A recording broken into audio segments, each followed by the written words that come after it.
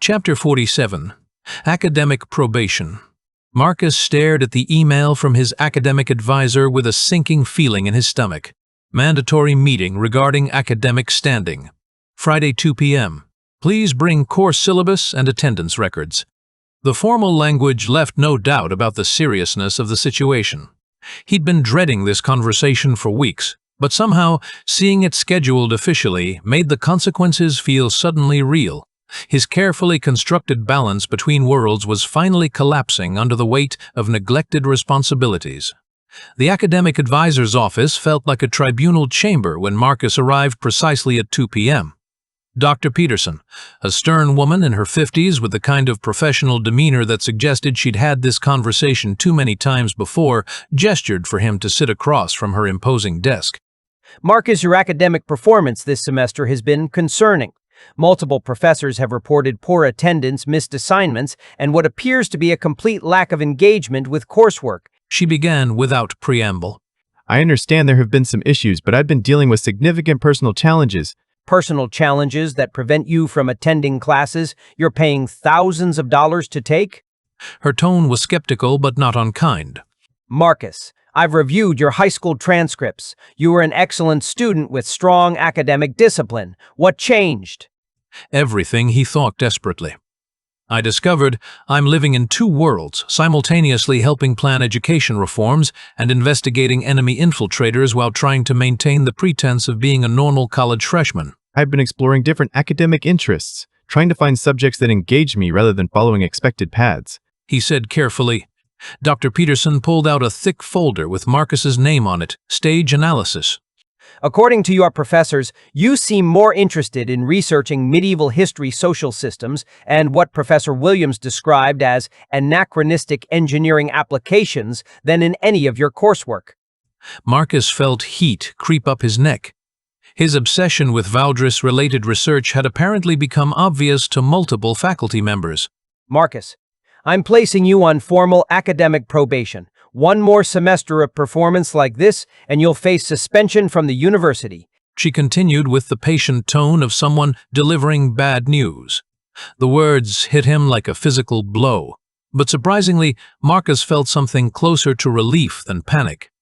Academic probation meant expectations were lowered, pressure was reduced, and he'd have more freedom to focus on what mattered. I understand. He replied, probably with less distress than Dr. Peterson expected. Marcus, this is serious. Your parents will need to be informed about your academic standing. They've invested significantly in your education, and they deserve to understand the situation. Marcus's relief evaporated instantly. Is that necessary? It's university policy for students on academic probation. I'll be calling them this afternoon. Walking back to his dorm in a daze, Marcus tried to prepare for the inevitable family conversation. His parents had already been disappointed about the pre-med change, but academic probation would feel like a complete betrayal of their sacrifices and expectations. He found Tyler in their room, surrounded by streaming equipment and looking unusually serious. His roommate looked up when Marcus entered, and his expression suggested he'd been waiting for this conversation. Dude, we need to talk. You've been acting strange lately, and I'm starting to worry about you.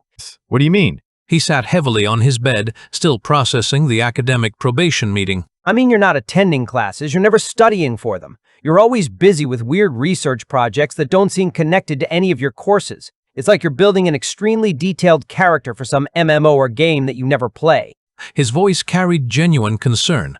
Marcus stared at his roommate, struck by how accurate and completely wrong that assessment was simultaneously. I don't know how to explain it. Try me. Because right now it looks like you're completely checking out of reality. At this rate, your family won't pay for next semester, and you're not crazy enough to take out loans just to research medieval atomic bombs. He laughed, but it sounded forced. At least not yet. The phrase, medieval atomic bombs, hit closer to the truth than Tyler could possibly realize. Marcus was researching ways to counter advanced technology in a medieval setting. But explaining that would require revealing his interdimensional existence, which was impossible. Tyler, there are things happening in my life that I can't explain. Complicated things that make normal college priorities seem less important. Marcus, that sounds like something someone says right before they have a complete breakdown. Whatever's going on, isolating yourself and abandoning your responsibilities isn't the answer. His expression grew more serious. Before Marcus could respond, his phone rang. The caller ID showed his mother's number, and Marcus felt his stomach drop. Dr. Peterson had apparently made her call already. I should take this. I should take this, He said, stepping into the hallway. Marcus, I received a disturbing call from your academic advisor. Mom, I can explain. Academic probation sooner, Marcus. After everything we've discussed about your education and your future? Dr. Peterson said you've been missing classes, failing assignments, spending all your time on unrelated research projects? His mother's disappointment was evident even through the phone. I've been dealing with some personal issues trying to figure out what I want to study. Personal issues that prevent you from attending classes? Marcus, your father, and I work extra shifts to pay for your education. We gave up vacations, postponed home repairs, all so you could have opportunities we never had. The guilt was overwhelming. Marcus's parents had sacrificed enormously for his college education, and he was squandering it for responsibilities they couldn't even imagine existed. I know, Mom. I'm sorry. I can do better. Dr. Peterson said this is your final warning. One more semester of poor performance and you'll be suspended from the university entirely, Marcus. What happened to the focused, hardworking young man we raised? He discovered he has more important work to do in another dimension, he thought desperately. He's trying to prevent interdimensional warfare and educational collapse in a medieval kingdom. I'm still that person, Mom. I'm finding my direction. By failing classes and abandoning your responsibilities? The conversation continued for another painful 15 minutes, with Marcus trying to provide reassurances he wasn't sure he believed, while his mother voiced her fears about his future and their family's sacrifices. When Marcus finally returned to his room, Tyler was still waiting with obvious concern. That sounded rough. Academic probation. Shit. Marcus, this is serious. What are you gonna do? His usual gaming bravado disappeared entirely. I don't know. Well, you need to figure it out fast. Because at this rate, you're gonna lose everything. Your education, your family's support, your future opportunities. And for what? Fantasy research that doesn't connect to anything real? Later that evening, Marcus received a text from Emma. Hey, heard about the academic stuff. Want to study together? I'm pretty good at helping people catch up on coursework. Marcus stared at the message, knowing that Emma's offer was genuine and well-intentioned. But the idea of studying business, statistics, or chemistry fundamentals felt absurd when he was simultaneously planning intelligence operations and educational reforms in another world. He typed back, "Thanks, but I'm working through some personal priorities right now." Emma's response came quickly.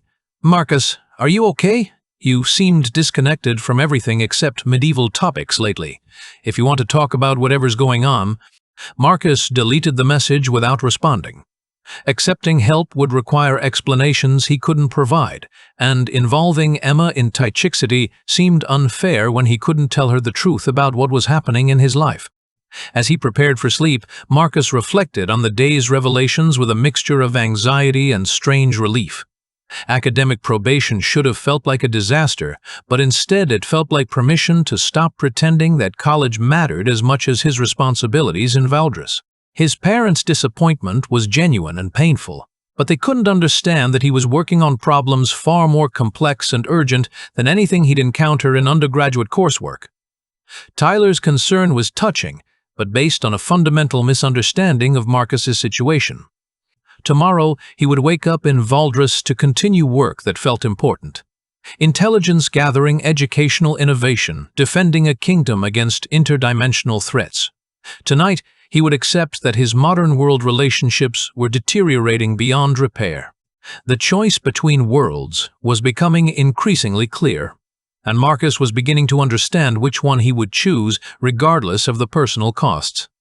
The academic probation wasn't a warning. It was liberation from expectations that no longer matched his reality. For better or worse, Marcus was committed to a path that led away from everything his family had planned for him and toward responsibilities they could never understand. The only question now was whether he'd have enough time to accomplish what needed to be done in Valdres before his modern world collapsed completely.